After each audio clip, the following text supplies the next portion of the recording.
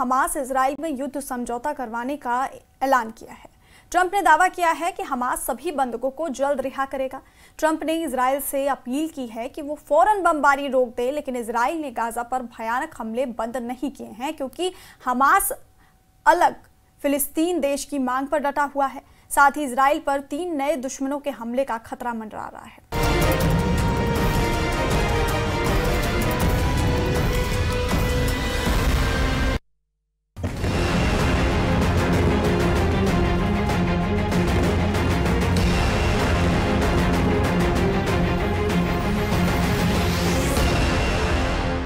This is a big day. We'll see how it all turns out. We have to get the final word down in concrete. Very importantly, I look forward to having the hostages come home. Trump का ऐलान, Israel Hamas युद्ध समझौते को तैयार। लेकिन Hamas सिर्फ शांति वार्ता के लिए रेडी है। हमास अब भी फिलिस्तीन देश की मांग पर डटा है। हमास हथियार छोड़ने को भी तैयार नहीं है। हमास इजरायली सेना के गाजा से बाहर जाने की जिद कर रहा है। हमास ने इजराइल के खिलाफ 3 दुश्मन देशों को युद्ध में उतार दिया है।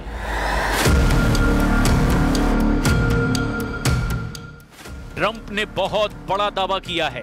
ट्रंप बहुत खुश हैं। ट्रंप ने हमास के होश ठिकाने लगाने का ऐलान किया है। इससे इजराइल हमास युद्ध समझौता मुमकिन है जल्द फाइनल हो जाए।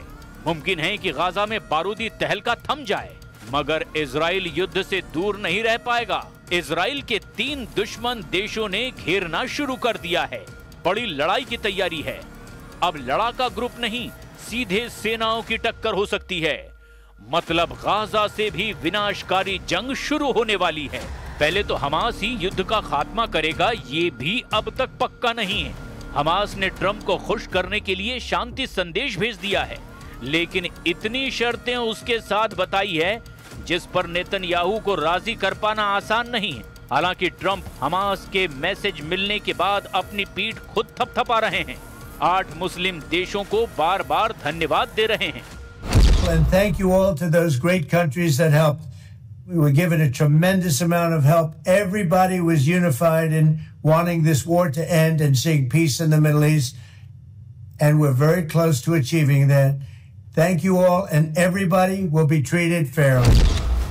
हमास से मिले मैसेज से गदगद ट्रंप ने इजराइल को फौरन बमबारी बंद करने के निर्देश दिए, मगर इजराइल ने डिफेंसिव ऑपरेशन के नाम पर गाजा में कोहराम जारी रखा हुआ है। अल जजीरा की रिपोर्ट में दावा किया गया कि इजराइल ने ट्रंप के बयान के बाद भयानक हमला करके 24 घंटे से भी कम वक्त में 24 से ज्यादा लोगों को मौत के घाट उतार दिया। इसके साथ ही इजराइल ने गाजा में ट्रंप के पीस प्लान के पहले चरण को लागू करने की घोषणा भी कर दी है। लेकिन हमास लीडरशिप की तरफ से जो आधिकारिक बयान आ रहे हैं वो बहुत खतरनाक संदेश दे रहे हैं। शांति समझौते में सबसे बड़ा पेंच हमास के हथियार छोड़ने पर फंसा है। हमास लीडरशिप इसके लिए तैयार ही नहीं है। हमास के सीनियर लीडर मूसा अबू मरजूक की ये बातें ट्रंप के होश उड़ा सकती हैं। We will never accept anyone not Palestinian to control the Palestinian. But this is not belong to Hamas only. This belong all of the Palestinian and the Palestinian Authority and the PLO. They should say what their response about this. And we can't bring someone like Tony Blair to be governor in Gaza. Hamas leader ने Trump को 2 टूक लहजे में कुछ जरूरी शर्तें गिनाई है, जिन शर्तों पर हमास झुकने को तैयार नहीं। उससे नेतन्याहू की टेंशन बढ़ गई है। हमास ने अलग फिलिस्तीन देश की मांग फिर से दोहराई है। साथ ही ये भी धमकी दी है कि फिलिस्तीन पर किसी भी बाहरी का नियंत्रण हमास बर्दाश्त नहीं करेगा। इतना ही नहीं, टोनी ब्लेयर को गाजा का गवर्नर बनाए जाने का भी हमास जोरदार विरोध कर रहा है। That Hamas, the weapon among Hamas, 90% of their capability, they destroyed it. Then there is nothing with Hamas talking about it, about women. Second thing, we, since in the beginning of this conflict, president Trump की peace deal पर Hamas एक तरह से कुछ कदम आगे जरूर बढ़ा है, लेकिन अभी सारे अहम मुद्दे अनसुलझे हैं। पहले ट्रंप का ऑफर देखिए। ट्रंप की पीस डील के तहत हमास को 3 दिनों में सभी 48 बंधकों, जिनमें लगभग 20 जिंदा माने जा रहे हैं, इन सभी को रिहा करना है। इसके बदले में इजराइल हमला रोकेगा, साथ ही कब्जा की गई जमीन से हटना होगा और सैकड़ों फिलिस्तीनी कैदियों को आजाद करना है। इसके बाद गाजा का कंट्रोल अंतरराष्ट्रीय संगठन करेगा, जिसकी निगरानी खुद ट्रंप और ब्रिटेन के पूर्व प्रधानमंत्री टोनी ब्लेयर करेंगे। ट्रंप के इस ऑफर पर हमास के सहयोगी फिलिस्तीनी इस्लामिक जिहाद ने सहमति जता दी है, लेकिन हमास ने साफ किया कि वो इजरायली सेना की पूरी और अंतिम वापसी की मांग करता है, जबकि ट्रंप ने इजराइल की वापसी को चरणबद्ध प्रक्रिया बता रखा है। इसीलिए हमास भी हथियार छोड़ने को तैयार नहीं है, यानी स्थायी शांति की गारंटी देने वाला अब भी कोई नहीं है। खासकर इजराइल के दुश्मनों ने जिस तरह आक्रामक रुख दिखाना शुरू कर दिया, वो अब नए युद्ध का सिग्नल दे रहे हैं। मिस्र ने इजराइल के खिलाफ नया फ्रंट खोल दिया है। मिस्र ने सिनाई प्रायद्वीप पर सेना को बड़े पैमाने पर तैनात कर दिया है।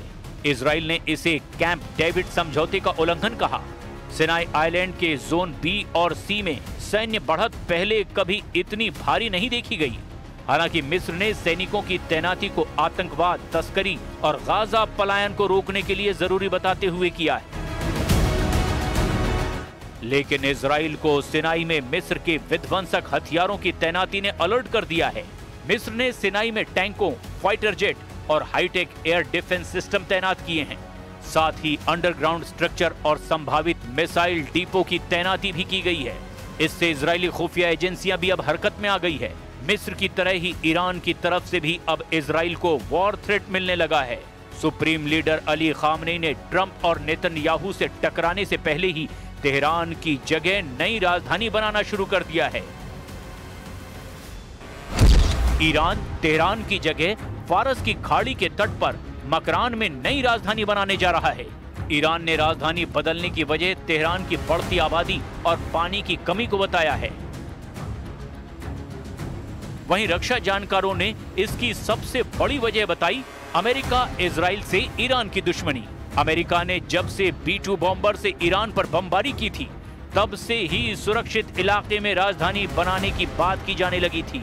अब इस आइडिया को सुप्रीम लीडर अली खामनेई ने भी हरी झंडी दे दी है।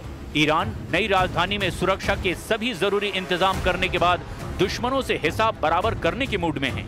इस सब के बीच तुर्की ने मोसाद एजेंट को गिरफ्तार करने का दावा करके पीएम नेतन्याहू को एक नई टेंशन दे दी है।